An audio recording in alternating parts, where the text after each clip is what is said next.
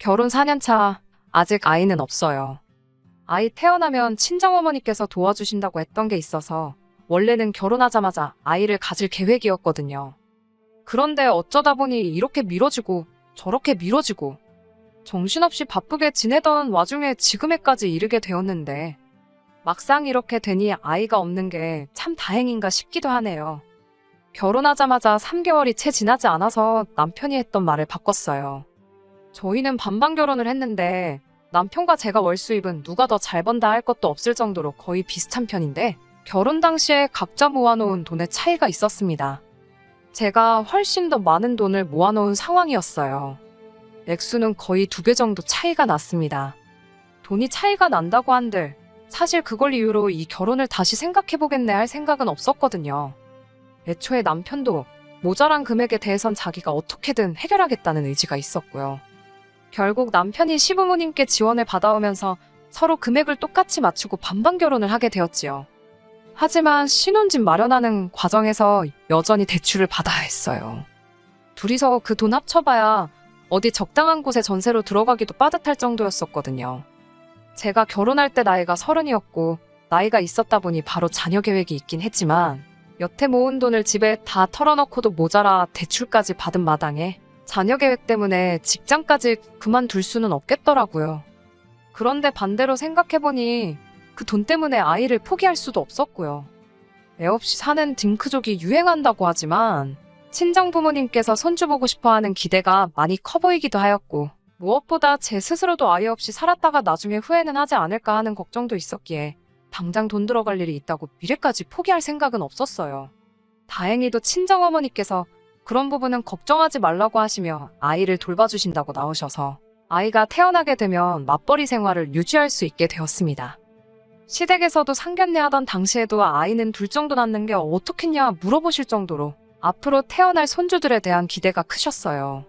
시댁에서도 아이를 돌봐줄 수 있다고 했지만 시댁이 신혼집에서 거리가 차로 1시간이 넘게 걸리는 거리로 20분 거리에 있는 친정과 비교하면 굉장히 먼 편이라 그나마 가까운 친정어머니께 부탁하는 게 현실적으로 보였어요. 시어머니도 당시 말은 돌봐준다고 하시긴 했지만 그때 가봐야 알겠지만 일도 해야 되고 시간이 날런지 모르겠네 하시면서 성 내키지 않아 하시던 게 정작 아이가 생기면 대신 돌봐주는 게 불가능하다는 것 같다 말하는 것이 조금 티가 날 정도였었기도 하고요. 남편과 재벌이 합치면 월 800만 원 정도 되는 상황인지라 사실 여유가 아예 없던 건 아니었습니다. 하지만 여전히 사람 일이란 게 어떻게 될지 모르는 거다 보니 어느 정도 저금이 쌓일 때까지는 조금이나마 돈을 아끼고 싶었어요. 남편도 결혼 전에는 이 부분에 대해서 동의를 했던 부분이고요.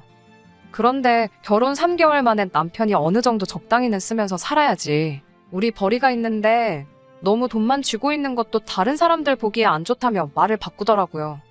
적당히 쓰고 살자는 기준이 남편과 제가 각자 서로 다르기 때문에 누가 옳고 그른지를 따질 수는 없겠지만 저도 쓸 거 안 쓰고 먹고 싶은 거 참아가면서까지 허리띠 졸라매 아끼고 모으자는 주의는 아니었거든요. 말씀드렸다시피 맞벌이 생활에서 두 사람 벌이가 어느 정도 되던 편이다 보니 남들 하는 거 다 똑같이 따라해가며 사는 정도는 아니지만 그래도 흉내 정도는 내고 있다 생각했는데 남편 생각은 달랐나 봐요. 처음에는 제가 돈 아끼자는 말로 남편에게 눈치 아닌 눈치를 줬구나 싶어서 좀 더 쓰고 살고 싶다는 남편의 말에 알겠다고 긍정적으로 생각을 해보겠다 했습니다. 그리고 가계부를 이리저리 둘러보며 예산을 짜본 결과 한 달에 100만 원 정도는 더 쓰고 살아도 저희 인생 계획에 큰 차질이 없겠다는 생각이 들었고 남편에게도 그만큼 여유가 있다는 말을 전했지요. 그런데 남편이 더 쓰고 살고 싶다는 그 돈의 진짜 사용처가 어딘지 알게 되니 그렇게 할 수가 없겠더라고요. 남편이 돈을 더 쓰겠다고 하는 말이 우리 결혼 생활에 있어서 취미나 여가 생활 등 삶의 질을 올리기 위해 쓰자는 게 아니었고 이제 결혼도 했으니 효도를 좀 해야 하겠다며 시부모님께 생활비조로 돈을 드려야겠다는 말이었거든요. 100만 원씩은 드리고 싶다는 말에 그건 너무하지 않냐며 약간의 실랑이가 있었고 결국 타협 끝에 매달 50만 원씩을 각각 양가 부모님께 드리기로 했습니다. 사실 친정에까지 돈을 보낼 필요는 없었어요. 두 분이 이미 노후 준비가 다 끝나신 상태였거든요. 큰 돈은 아니지만 상가 건물 가지고 계신 거에서 매달 어느 정도 수입도 계속 발생하는 상황이었고요. 그렇지만 어쩔 수 없는 상황이었습니다. 애초에 제가 100만 원 정도의 여유가 있다고 말은 했지만 그 말이 꼭 한 달에 저희가 무조건 100만 원을 꽉꽉 채워서 지출을 하겠다는 말이 아니잖아요. 어차피 맞벌이를 하는지라. 그 전에도 서로 쓰는 용돈이 없던 것도 아니었고 한 달에 쉬는 날이 많아봐야 열흘 정도인데 100만 원만큼 여유가 생겼다고 하더라도 안 쓰면 안 쓰는 대로 저금을 한다면 저희한테도 더 이득인 셈이잖아요. 그렇게 할 수도 있는 상황인데도 불구하고 남편은 100만 원 여유가 있다고 하지 않았냐며 그 전액을 몽땅 시댁에 보내주겠다고 우기기 시작했었거든요. 그러니 그럴 바에 차라리 너만 자식된 도리하냐 나도 하겠다 하고 친정에도 50씩을 보내기로 한 거였지요. 남편은 장인 장모님 노후 준비도 다 되어 있는 걸로 알고 있는데 뭐하러 보내냐는 식으로 이야기를 하긴 했지만 반반 결혼 한마당에 제가 그렇게 나오니 똑같이 하겠다는 걸 더는 반대하지는 못하더라고요. 아무튼 그렇게 해서 매달 100만 원씩의 추가적인 지출이 더 생기게 되었습니다. 그래서 저도 저 나름대로 자녀 계획은 딱 1년만 늦추자 혼자 생각했지요. 분명 중간에 아이를 가지려고 노력을 했던 때도 있습니다만 그러는 와중에 각자 회사 일로 바쁘고 이래저래 하다 보니 결국 결혼 4년차가 되는 지금에도 아이 소식은 없었지요. 그리고 그게 지금에 와서는 참 다행이라는 생각이 듭니다. 얼마 전 일이었어요. 친정아버지 생신이라 남편하고 같이 친정부모님 모시고 식사를 했습니다.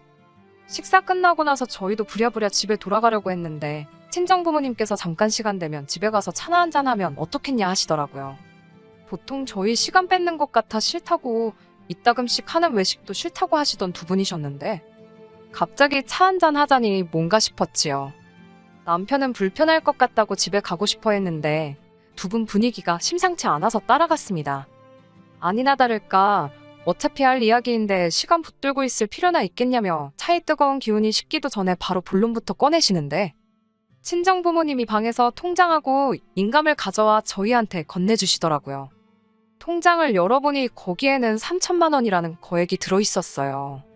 친정어머니께서 그걸 저희한테 건네주시며 저희가 매달 보내던 생활비 있잖아요.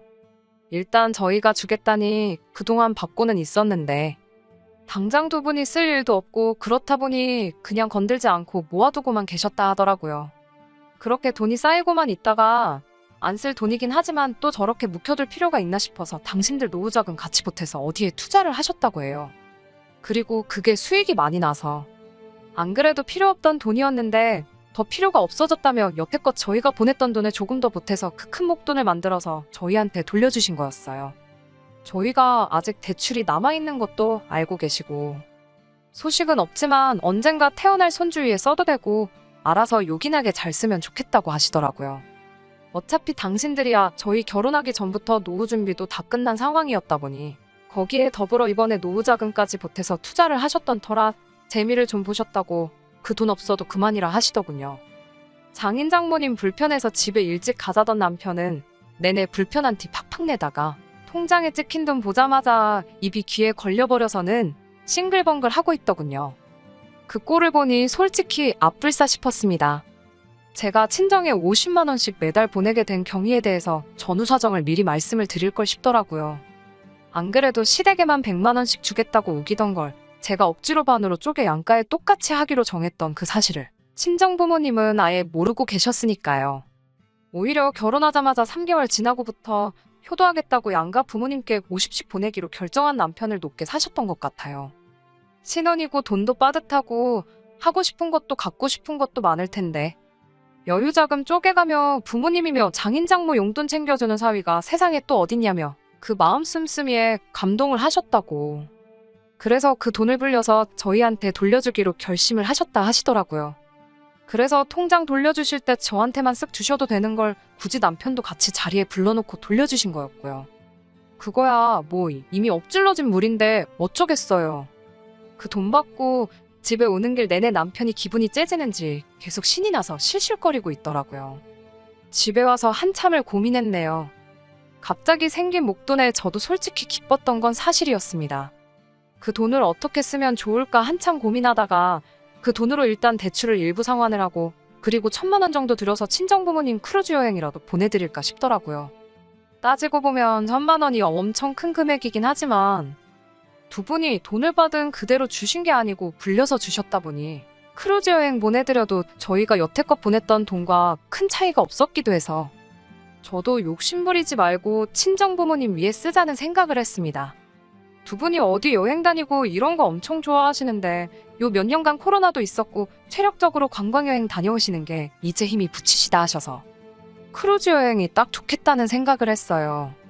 그런데 남편이 그게 무슨 이기적이고 말도 안 되는 소리냐고 따지고 들더군요. 장인 장모님이 그 돈 필요 없다고 돌려주신 거 아니냐고. 그런데 굳이 그 돈을 써서 여행을 보내줄 필요가 뭐가 있냐고 따지고 들더라고요. 애초에 두 분이 여행을 다니실 거였으면 그 돈을 우리 돌려주셨겠냐며 요긴하게 쓰라고 돌려주신 걸 왜 너네 처가에만 다 써버리려고 하냐면서 저한테 이기적이라고 따지고 드는 거예요. 그러면서 한다는 소리가 그 돈을 시부모님한테 드리는 게 맞다고 우기기 시작하더군요. 애초에 그만큼의 돈이 친정에 가게 된 경위가 제 억지 때문 아니었냐고 하는 거예요. 처음부터 장인 장모님은 그 돈이 필요가 없던 거 아니었냐며 양가에 50씩 주는 게 아니라 애초에 시댁에 100을 줄 수 있었던 거라고. 괜히 저 때문에 너네 집에도 주고 우리 집에도 주고 하느라 그런 거지 따지고 보면 전부 시댁에 들어갔을 돈이었다고 하는 겁니다. 길 잃고 방황하던 돈, 원래 주인 찾아가는 거라고. 그러니까 저보고 억울해할 필요가 없다는 소리를 하는 겁니다. 그럴싸한 이유를 가져다 붙이고 있지만 애초에 말도 안 되는 소리였지요. 내가 설마 억울해서 그러겠냐고. 원래도 그 돈에서 땡전 한 푼 시댁에 쓸 생각 없었는데 당신 말을 들어보니 더더욱이 그렇게 할 이유가 없겠다고. 그놈의 거지근성 도둑놈 신부 좀 그만 부리라고 딱 잘라 거절을 했습니다. 그랬더니 남편이 여태껏 숨겨왔던 본심을 저에게 전하더군요. 안 그래도 결혼 준비할 때부터 솔직히 좀 그랬다고 말을 꺼내더라고요. 애초에 우리 결혼 준비하던 당시부터 장인장모 노후 준비가 다 끝났던 상황 아니었느냐며 결혼 비용을 가지고 걸고 넘어지더라고요.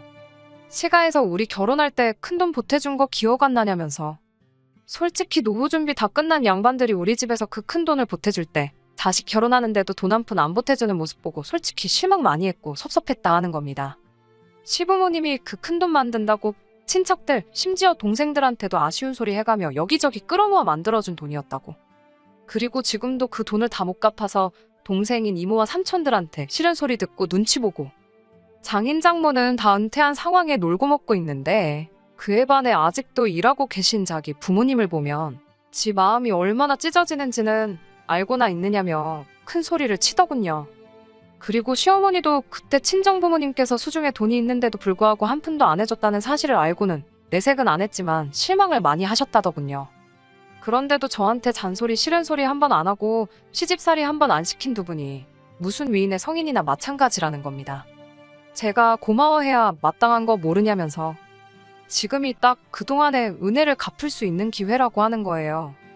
그리고 그게 저뿐만이 아니고 결혼할 때 돈 한 푼 안 해준 장인장모가 시댁에 그동안 잃었던 점수를 만회할 수 있는 유일한 기회나 마찬가지라고 하는 겁니다.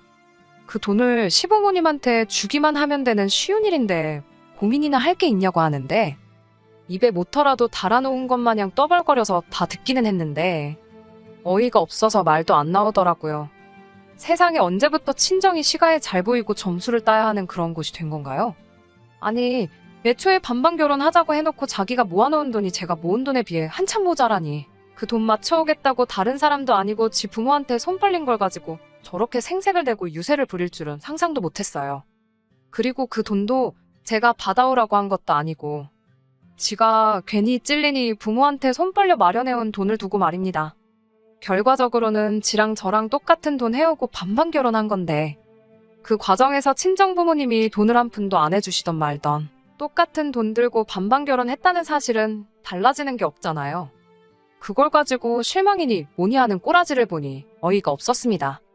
애초에 그 돈에서 커피 믹스 한 봉지도 시댁에 쓸 생각이 없었는데 우리 부모님이 너네 부모님한테 점수를 따야 하는 그까짓 게 이유라면 더더욱이 그렇게 할 이유가 없다고 꿍깨라고 했습니다. 자꾸 그렇게 나오면 이 상황을 친정부모님한테 낱낱이 전하고 이 돈도 그냥 다시 전부 돌려드려서 차라리 어디 진짜 도움의 손길이 필요한 사람들한테 기부를 하라고 하겠다 했습니다. 그랬더니 남편이 그걸 누구 맘대로 돌려주고 기부를 하고 왜 그런 중요한 걸 네 마음대로 정하냐면서 개거품을 물기 시작하더라고요. 반반 결혼 이야기 끄집어내면서 저보고 말 잘했다고. 반반 결혼했으니 그 돈을 똑같이 절반을 나누는 게 좋겠다고 태세를 전환하더라고요. 전부 다 시부모님한테 드리려니 그건 가망이 없는 것 같고 절반이라도 뜯어내서 그거라도 드려야겠다 정했나 봐요. 그러니까 그 반반이라는 게 애초에 양가에 똑같이 드린 돈이지 않냐고. 우리 수중에 다시 들어왔다고 해서 그 돈을 다시 나눠야 할 이유는 없는 거 알고 있지 않냐고. 제발 억지 좀 그만 부리라고 했어요. 애초에 제가 그 돈을 가지고 시댁을 차별하자고 그러는 게 아니라고. 우리 대출 갚으면 그만큼 이자도 줄어들고 원금도 줄어들고 우리한테 좋은 거 모르냐고. 대출로 나가는 부담이 적어지면 그만큼 나중에 충분히 부모님께 잘 해드릴 수 있는 거 아니겠냐. 돌려받은 돈으로는 대출 갚고 더 주신 만큼은 다시 돌려드리려는 거다 설명을 해줬습니다. 돈으로 돌려드리면 안 받으실 게 뻔하니 여행이라도 보내드리려는 건데 그만 억지 부리면 안 되겠냐고 제가 사정사정을 했어요. 남편은 끝까지 우겨댔고요. 자기 말이 앞뒤가 안 맞는 건 자기도 알고 있는 것 같은데 목소리 큰 놈이 이긴다고. 그냥 배 깔고 드러누워서 어깃장만 부리고 있더라고요. 그렇게 돈이 많으면 우리 고생 좀 덜하게 결혼할 때부터 돈 좀 해줬으면 어디가 덧나니 어쩌느니 하는데 반반 결혼하기로 한 건데 친정에서 돈을 해줬으면 그만큼 시부모님이 모자란 돈 구해온다고 더 고생을 하지 않았겠느냐. 지금도 친척분들한테 빌린 돈 갚는데 허리가 휘신다 하지 않았느냐. 거기에 돈을 더 빌렸으면 감당이나 됐겠냐고 설명을 하는데 저도 점점 지치기 시작하더라고요. 애초에 내가 왜 이딴 걸 설명을 해줘야 하고 남편을 이해시키고 설득을 해야 하는지 싶었어요. 애초에 친정하고 시댁 차별하는 게 제가 아니라 처음부터 남편이었는데 말이에요. 그러는 와중에 남편이 먼저 말을 꺼내더군요. 너가 돈 가지고 이렇게 치사하게 구는 사람일 줄 알았으면 결혼도 안 했을 거라고요. 자식이 부모한테 효도하는 게 당연한 건데 그걸 못하게 하느냐며 이제부터는 그냥 서로 돈 관리도 각자 하자는 겁니다. 생활비 똑같이 주면 되는 거 아니냐고. 자기가 버는 돈으로는 이제 자기 부모를 챙겨야겠다 폭탄 선언을 하더라고요. 지금 그 말이 무슨 뜻으로 하는 말인지나 알고나 있냐고 하니 내가 벌어온 내 돈 내가 쓰겠다는데 네가 뭔 상관이냐 하면서 큰 소리를 뻥뻥 치더라고요. 그리고 결혼한 지 벌써 4년이나 되었지만 이게 시작이면 시작이지 절대 끝은 아니구나 하는 생각이 마구마구 들기 시작했습니다. 이런 다툼을 하게 되더라도 앞으로 몇십 년은 더 하겠다는 생각을 하니 엄두도 나질 않고 남편한테 지금 당신이 한 말이 무슨 뜻인지는 아냐고 남편을 떠봤어요. 어차피 지금 아이도 없는 마당에 각자 생활비만 절반씩 내고 미래 대비도 하지 않고 알아서 그 돈을 쓰겠다는 그 말은 한 집에 사는 남으로 지내도 상관없다는 소리처럼 들린다고 했더니 남편이 목소리가 더 커지더군요. 지금 이혼하자고 협박하는 거냐면서 누가 못할 줄 아냐며 어디 한번 그렇게 해보자는 겁니다. 같이 살기 싫다는데 제가 그런 남편 붙잡아서 뭐하나 싶더라고요. 그래서 알겠다고 그럼 이혼하자고 했어요. 어차피 반반 결혼했고 복잡하게 계산할 것도 없다고 정확히 절반 갈라서 내가 나가겠다 했습니다. 친정부모님이 돌려준 3천은 애초에 친정부모님 통장에 들어있는 상황이니 나눌 필요 없는 거 알고 있지? 하고 그건 계산하지 말라고 했어요. 목소리 드높이며 이혼 부르짖던 남편이 제가 너무 손쉽게 이혼하자고 대답하니 당황했나 보더라고요. 여태 큰 소리치던 기세는 어디 가고 말이 한마디도 없어지더니 쩔쩔매면서 자기가 홧김에 그렇게 말한 거라고. 이혼하자는 게 아니고 양가에 똑같이 효도하고 싶어서 그러는 거라 하더라고요. 저도 이혼을 결정하는데 감정적인 부분이 있어 남편이 제대로 사과만 해왔다면 받아줬을 텐데 또 거기서 양가에 똑같이 효도하려고 그랬다고 모든 걸 제 탓으로 돌리는 모습에 마음 돌리면 안 되겠다 싶어 굳게 다짐하게 되었습니다. 그리고 결국 이혼을 결정하게 되었네요.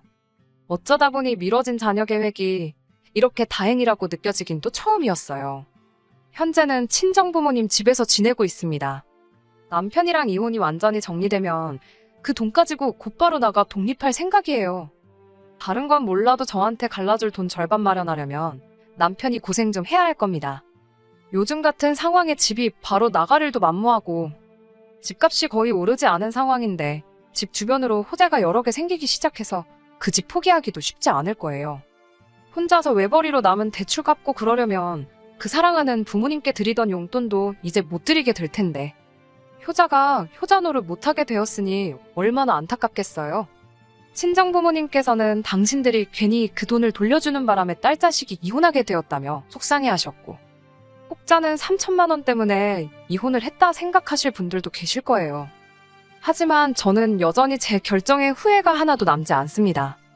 애초에 처가가 시댁에 점수 따야 한다고 우기는 남편. 머릿속에 자기 부모님한테만 한 푼이라도 더 이득 보게 해주기 위해 혈안인 남보다도 못한 사람을 남편이라고 데리고 사는 것보다 차라리 평생 혼자 지내는 게 더 낫겠다는 생각이 드네요.